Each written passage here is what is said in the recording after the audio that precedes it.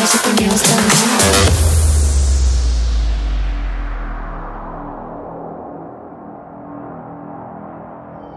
Hey, what's up everyone? We're going to a new route today. We're going to Angler of the Year. I'm going to talk a little bit about what happened this year. This year is not over yet. It kind of almost is for me in a couple different regards, but for the most part, I got my 3 Angler of the Years. I got 3 of them. Yeah, let's talk about it. I want to show you this too, because this is pretty cool. I've only got 2 of the things I'm going to show y'all, because the third one I won't get.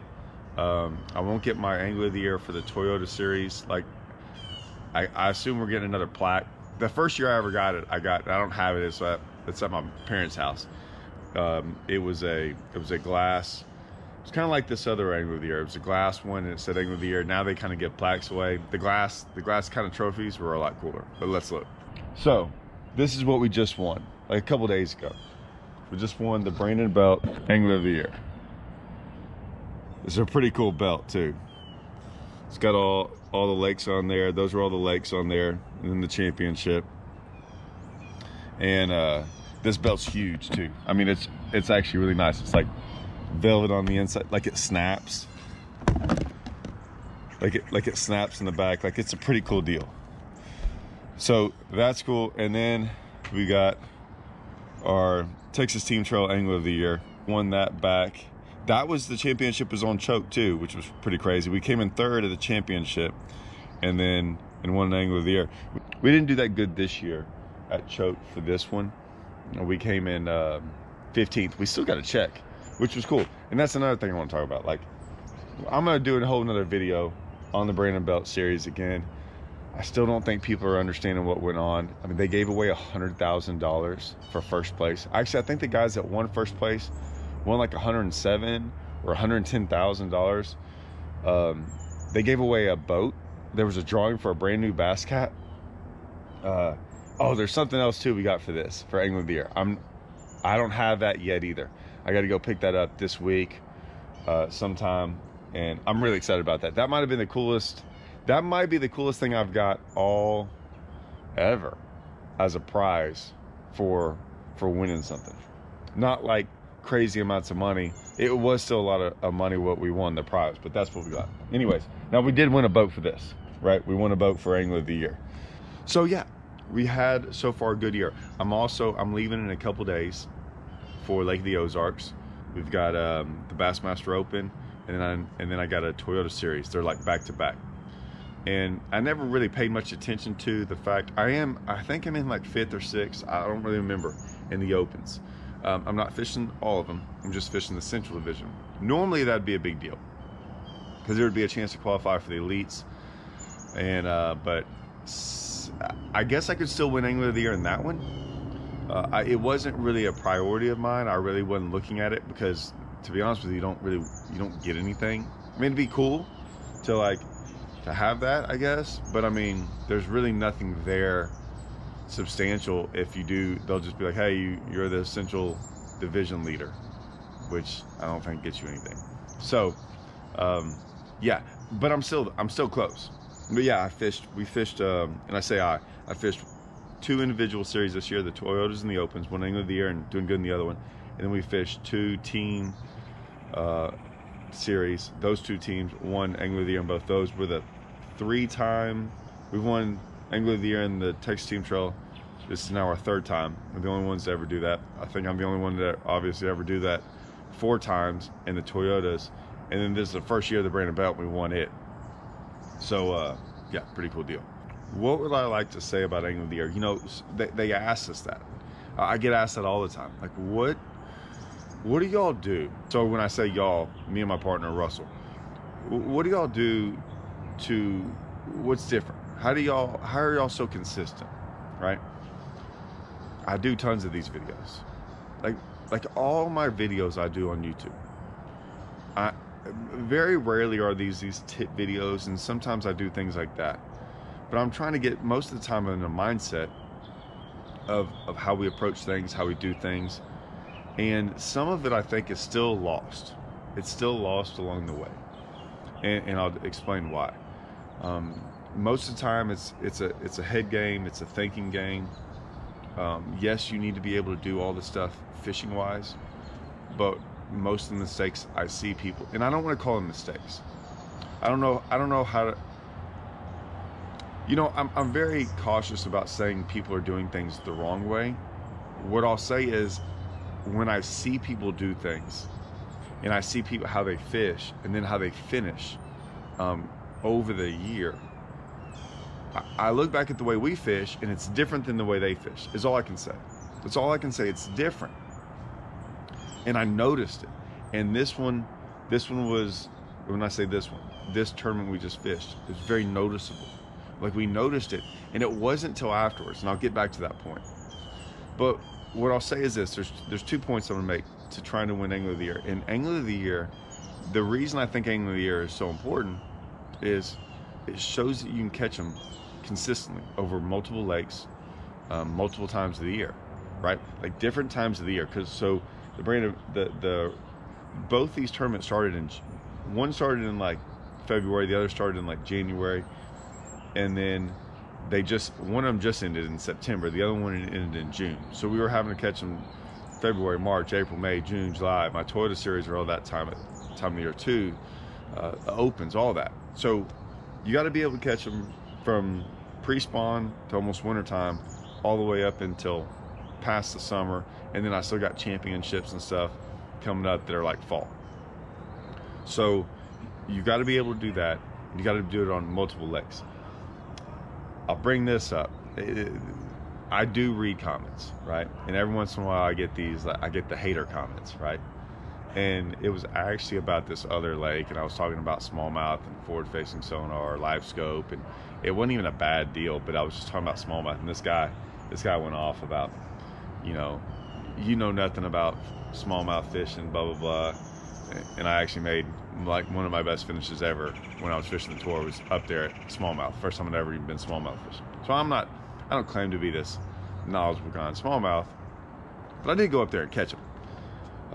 And he makes that comment, oh man, you don't ever know what you're doing because you catch all your fish on Rayburn. What's funny is both these tournament circuits, I think all year long, my worst finishes were on Rayburn. Like, I know the Brandon Belt one, our worst finish, Rayburn. I think the Texas Team Trail, our worst finish was Rayburn. It happens a lot to us. My last tournament I fished on Rayburn was the Toyota Series in May. I haven't been back since. I hadn't fished Rayburn since May. And it's September. So yeah, I think we catch them. I think I catch them. Oh, the Toyota Series, they had 2 on Rayburn and 1 on Darnell. Darnell, I came in second. My best finish was on Darnell, so up in Arkansas. So yeah, I think we catch them. I think I catch them pretty good other places, but that's all leads into this other deal.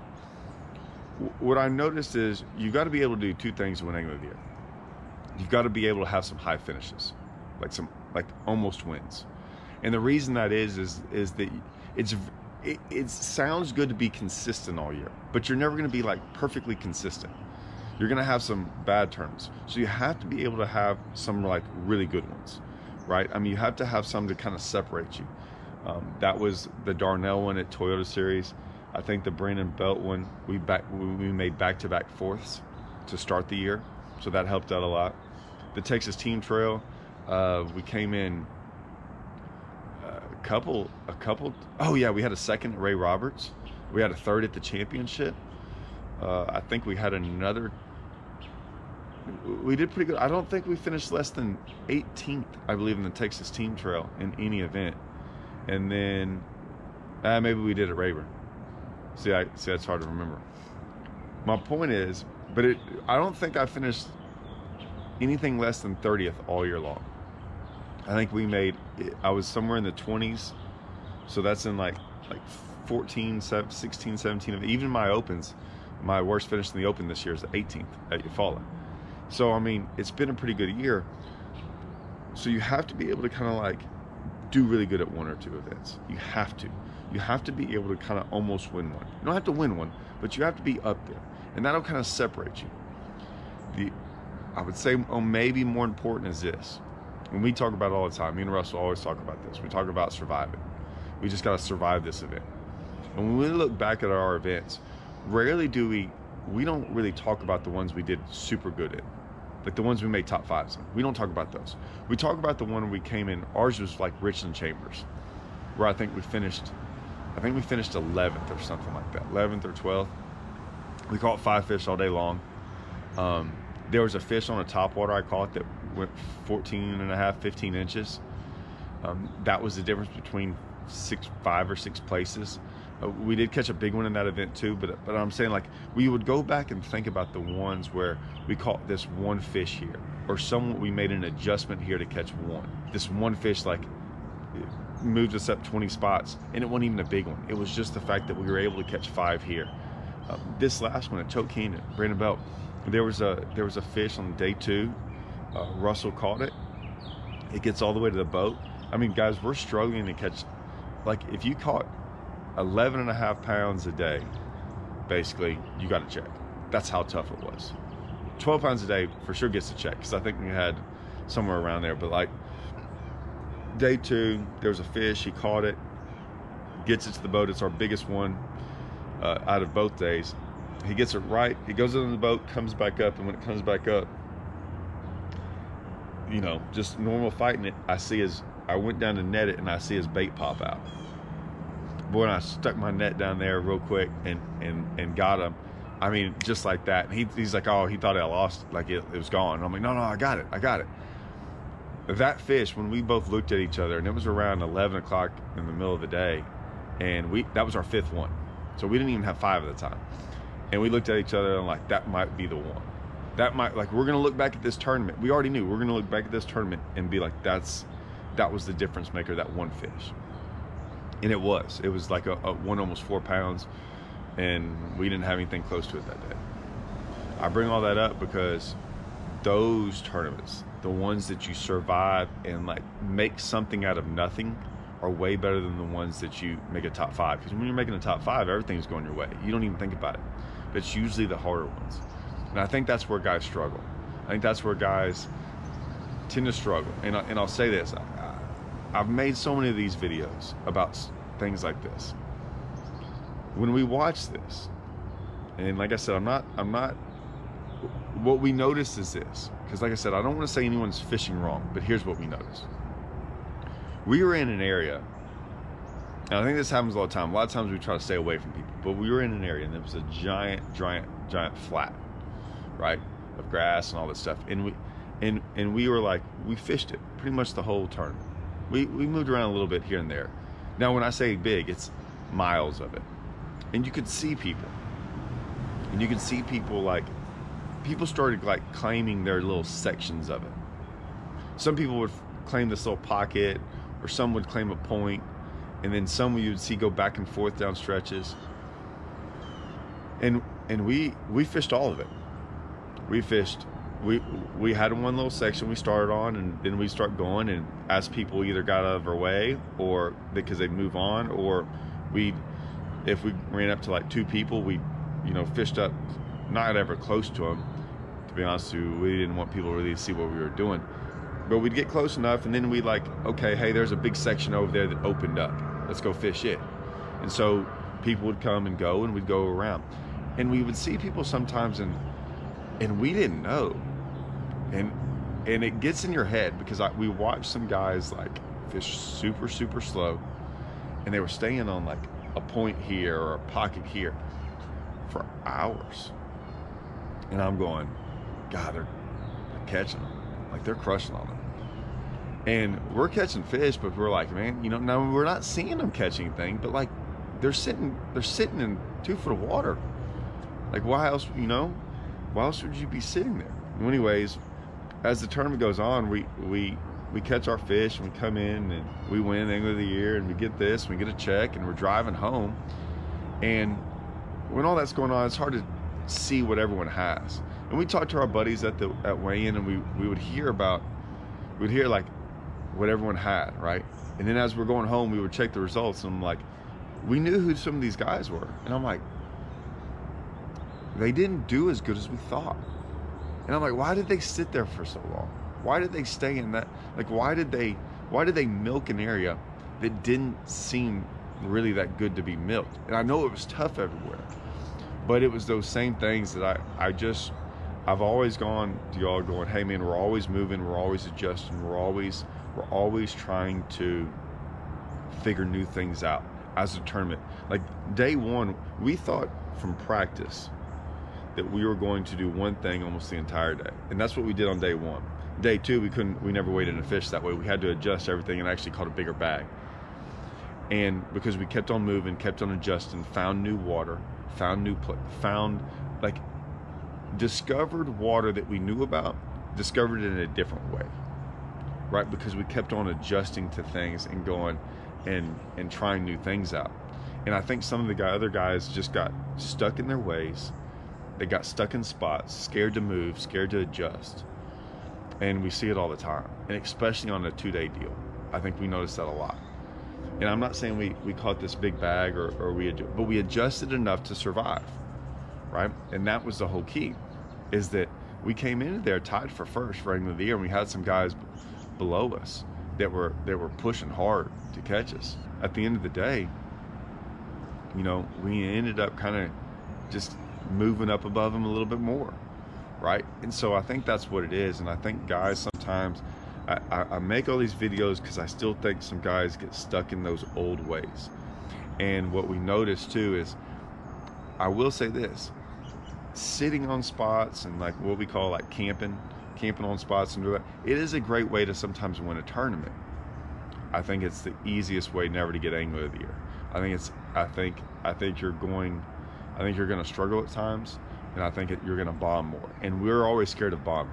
We don't ever want to bomb a tournament.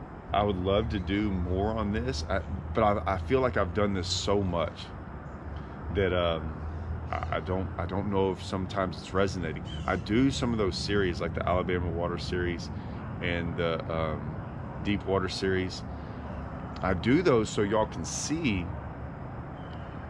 how much we're moving and adjusting and doing things. Like a lot of times people are looking at the fish catches or what I'm doing, but if in my head when I make the videos, I'm really making those videos showing you how much of the lake I cover, how fast I'm covering it, how I never sit around in areas or spots or do any of this too long. That's really what I'm trying to show. I just don't know if sometimes it always resonates with people, and whatever you're seeing is still only like 10% of how much I really move around and how much we really cover water. But I know not everyone's like that, but if you are trying to, if sometimes that other way's not working, why don't you try this new way? Maybe that'll help y'all guys out. I don't know. Anyways, I got my boy coming down from Strike King today. We're going fishing here in a little bit. We're gonna go test some new things out. Actually, we're gonna fish for a couple days, so I gotta get ready for that. See you guys.